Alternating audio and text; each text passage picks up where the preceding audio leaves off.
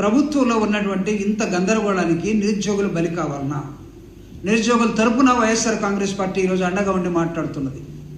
ఒక చిన్న ఇష్యూని మీరు దీన్ని తేల్చుకోలేక, దీనికి మీరు సమాధానం చెప్పలేక, గత 20 రోజులుగా 3 వారాల పైగా ఈ రాష్ట్రంలో నిరుద్యోగుల పట్ల ప్రభుత్వ వైఖరి అనే దాని మీద ఒక పెద్ద క్వశ్చన్ మార్క్. అన్ని విద్యార్థి సంఘాలు లేకపోతే పొలిటికల్ పార్టీస్ ఒకరొకరు మాట్లాడుకుంటున్న విధానం, ప్రభుత్వం ఏమో నోరు ఇప్పదు.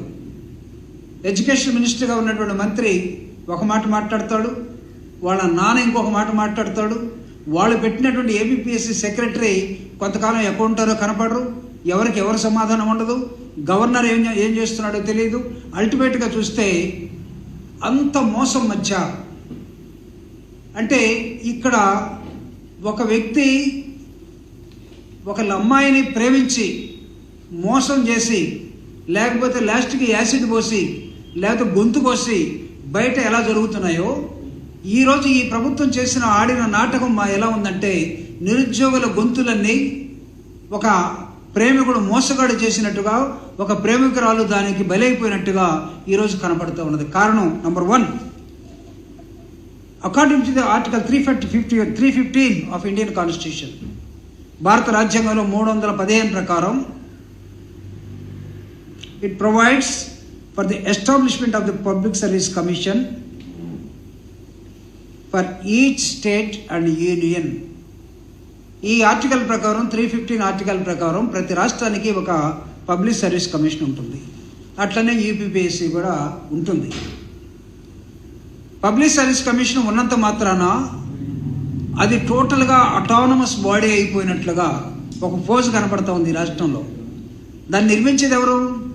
చైర్మన్ పెట్టేది ఎవరు? బోర్డు మెంబర్స్ చేసేది ఎవరు? ప్రభుత్వమే. ప్రభుత్వం, government is also a constitutional body. ముఖ్యమంత్రి జస్ట్ లైక్ దట్ ప్రజలు ఎన్నుకున్నారు కాబట్టి కాదు, ఒక ఆర్టికల్ ద్వారా వస్తాడు ఆయన. గవర్నర్ ఎక్కడో పైనుండి పంపినవాడు కాదు. ఈ will also come and occupy his office according to one article. So ఒక 3 రాజ్యాంగ పదవుల మధ్య, ఒకటి ఏపీపీఎస్సి, ఒకటి గవర్నరు, ఒకటి ప్రభుత్వం, 3వది కేసు కోర్టులో, 4. అంటే 4 రాజ్యాంగ సమస్యల మధ్య ఈరోజు చంద్రబాబు నాయుడు గారి ప్రభుత్వం, అంతకన్నా కూటమి ప్రభుత్వం ఒకరు మాట్లాడటం లేదు. వైరల్ ఫీవర్ వచ్చిందట. కూటమి హెడ్ ఎవరో మీకు తెలుసు.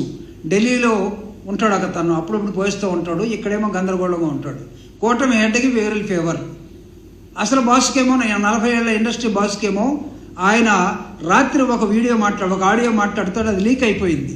ఆమె నా మాట వినట్లేదు. ఆమె కాదు, honourable chairman of the APPSC. అంటే ఆమె నా మాట వినట్లేదనే స్వతంత్రం మీకు ఉందంటే మీరు పెట్టిన వ్యక్తే కదా. ఒక రిటైర్డ్ ఐపీఎస్ ఆఫీసర్ తీసుకొచ్చి ఏపీపీఎస్సి చైర్మన్గా పెట్టి ఆవిడ నా మాట వినట్లేదనే దశలో ఒక ముఖ్యమంత్రి మాట్లాడుతున్నాడు అంటే ఏంటి మీరిద్దరి మధ్య ఉన్నటువంటి, లేకపోతే అవినాభావ సంబంధం ఏంటి? If APPSC is really working according to the Indian constitution as autonomous body లాగా, లేకపోతే కాన్స్టిట్యూషనల్ హెడ్ లాగా పనిచేస్తుంటే అనుకుందాం. గతంలో కేసులు తీయండి. ఏపీపీఎస్సీ ప్రభుత్వాల మాట వినలేదా? ప్రభుత్వం ఎలా చెప్తే అలా ఏపీపీఎస్సీ చేయలేదా? ఏపీపీఎస్సీ చైర్మన్లు కానీ లేదా బోర్డు మెంబర్స్ కానీ ప్రభుత్వంతో చర్చలకు రారా? అసలు వీళ్ళ డ్యూటీ ఏంటి? To conduct the competitive examinations and give the selection list to the government. ఇదే కదా. దీని మధ్య దాదాపు గత ప్రభుత్వంలో ఇచ్చినట్టు ఒక నోటిఫికేషన్లో చిన్న లోపం ఉందని చెప్పి రోస్టర్ పాయింట్ ఎక్కడో మిస్ అయింది. దీన్ని ఒక పంజాబ్లో జరిగినటువంటి ఒక కేసుకు ముడేసి కూడా మనవాళ్ళు చాలామంది మాట్లాడారు. We welcome it, no doubt. Presidents ఏమైనా ఉంటే వాటిని కోర్టు చేయకూడదని కూడా ఎక్కడ లేదు. Sabharwal and others versus Punjab కేసులో ఒక చిన్న డిస్ప్యూట్ వచ్చినటువంటి నోటిఫికేషన్లో జరిగినటువంటి రోస్టర్ పాయింట్లో, అది ఉద్యోగం వచ్చిన తర్వాత జీవితకాలం రోస్టర్ పాయింట్ ఎఫెక్ట్ అవుతూ ఉంటుంది కాబట్టి మేము సరిచేస్తామని చెప్పినటువంటి మీరు, ప్రజలకి నిరుద్యోగులకి మాట ఇచ్చినటువంటి మీరు ఉన్నటువంటి నోటిఫికేషన్ క్యాన్సిల్ చేసి మేము మెగా డిఎస్సి నోటిఫికేషన్ ఇస్తున్నాం, మెగా ఏపీపీఎస్సి నోటిఫికేషన్ ఇస్తున్నాం, వాళ్ళు 100 మందితో ఇచ్చారు, మేము లక్షల మందితో నోటిఫికేషన్ ఇస్తున్నాం అని లాస్ట్ టైం ఇచ్చినటువంటి నోటిఫికేషన్ క్యాన్సిల్ చేస్తున్నామని చెప్పారు. మీరు మళ్ళా లాస్ట్ ప్రభుత్వం మీద తప్పంతా నెట్టడానికి ఇప్పుడు ఒక ప్రయత్నం జరుగుతుంది. తెలుగుదేశం పార్టీ చంద్రబాబు నాయుడు గారు కానీ, ఏపీపీఎస్సీ కానీ, లేకపోతే గవర్నర్ కానీ, లేకపోతే ఉన్నటువంటి కోర్టులో కేసు ఉంది. కేసు ఎందుకు ఉందంటే పోయిన ప్రభుత్వం మీద వేశారు. ఇప్పుడు మీరే గాడి తిరిగేస్తున్నారా? What for all you people made? మిమ్మల్ని అందరూ ఎందుకు పెట్టారు ఇక్కడ? అసలు రాత్రి చంద్రబాబు నాయుడు గారి టెలిఫోనిక్ కాన్వర్జేషన్ అంటే ఈ రాష్ట్రంలో ప్రజలందరికీ మతిపోతుంది. లేకపోతే ఇదిగో నా దగ్గర జిఏడి వాళ్ళు ఏపీపీఎస్సీకి రాసినటువంటి ఒక లెటర్. వీళ్ళు కన్వీనియంట్గా ఏమి రాస్తున్నారంటే ఈ ఏపీపీఎస్సీ ఎలా పనిచేస్తుందో, కోర్టులో ఉన్నటువంటి కేసుకి గవర్నమెంట్ ఏమనుకుంటుందో జిఏడి వాళ్ళు ఒక లెటర్ క్లియర్గా రాస్తే ఈ లెటర్కి సమాధానం ఇవ్వాల్సినటువంటి APPS chairman what she did. ఒక పక్క ఎడ్యుకేషన్ మినిస్టర్ ట్వీట్ చేస్తాడు, నో ప్రాబ్లం, ఎగ్జామ్ జరిగిపోతుంది అన్నట్టుగా, ఒక మీనింగ్ వచ్చేటట్టుగా. అంటే మీరు మాట్లాడుకున్న దాన్ని అర్థమైనట్టుగా మాట్లాడుకుంటే నిరుద్యోగులు, ప్రజలు కష్టపడి అర్థం చేసుకొని అమ్మ వీళ్ళు పరీక్ష పెట్టదలుచుకోలేదులే అని వాళ్ళు పోస్ట్ పోన్ అయిపోతుందని వాళ్ళు కష్టపడి ఆ విధంగా అర్థం చేసుకోవాలి. కానీ తీరా రాత్రి వచ్చేసరికి ఆనరబుల్ సీఎం చంద్రబాబు నాయుడు గారు వాళ్ళు టెలికాన్ఫరెన్స్లో మాట్లాడుతూ మా మాట వినట్లేదు, ఇప్పుడు ఏం చేయాలి? కానీ ప్రభుత్వానికి అడ్డం తిరుగుతారా? ప్రభుత్వం అంటే ఏమనుకుంటున్నారు అంటే మొన్నగానే అన్నీ ఇస్తామని చెప్పి ఇవ్వలేకపోతున్నాం.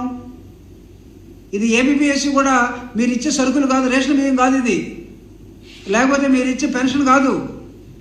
ఏపీపీఎస్సీ మీరు ఇచ్చే 45 సంవత్సరాల ఇది కాదు.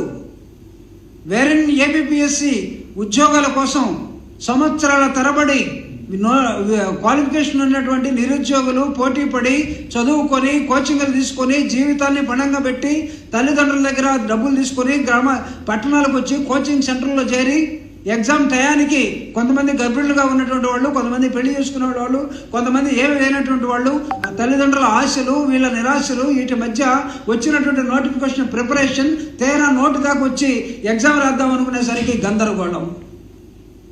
ఎవడంటే ప్రభుత్వం ఉంటే గందరగోళాలు ఏమనుంటే తేల్చడం కోసం ప్రభుత్వం ఉండాలి, గందరగోళం సృష్టించడం కోసం ప్రభుత్వం ఉండకూడదు. ఒకవేళ అలాంటి ప్రభుత్వం ఉందంటే మీకు పరిపాలన చేత కాదు, మీరు అబద్ధాల రాయుళ్ళు అని స్పష్టంగా మేము చెప్పడానికి ఎక్కడ కూడా మేము వెనక్కి పోవటం లేదు. ఈరోజు ఈ రాష్ట్రంలో జరిగినటువంటి అన్ని కాన్స్టిట్యూషనల్ బాడీస్ నేను చెప్పినట్టుగా 15 రోజుల నుంచి CM, governor, chairman of APPSC and court, case in the court, వీళ్ళు వర్సెస్ నిరుద్యోగులు కూడా రాజకీయ పార్టీ నాయకుల మీద వాళ్ళకి ఎందుకో నమ్మకం పోయింది. నార్మల్గా ఇంతకుముందు గతంలో మేము ఎమ్మెల్సీలుగా ఉన్నప్పుడు చాలామంది రాజకీయ నాయకులు కానీ లేదా బయట వాళ్ళు కానీ ఏదైనా సమస్య ఉన్నప్పుడు ఒక అప్లికేషన్ తీసుకొని, ఒక రిప్రజెంటేటివ్ తీసుకొని కౌన్సిల్కో లేదా అసెంబ్లీకో మాలాంటి వాళ్ళ దగ్గరికి వచ్చేవాళ్ళు. నా రాజకీయ పార్టీల మీద నమ్మకం పోయినట్టుగా నిరుద్యోగులు మొత్తం ఎక్కడికి వెళ్ళాలంటే యూట్యూబర్స్ దగ్గరికి వెళ్ళిపోతున్నారు. మా మీద ఒక స్టోరీ చేయండి, దయచేసి ఈ స్టోరీని ప్రభుత్వాన్ని పంపించండి, మా ఆవేదన కవర్ చేయండి అంటే జర్నలిస్టులు ఈరోజు ఈ నిరుద్యోగుల్ని, ప్రజల్ని, బాధల్ని, కష్టాలని ఆదుకునే వ్యక్తుల్లాగా కనపడే దశలోకి ఈ ప్రభుత్వం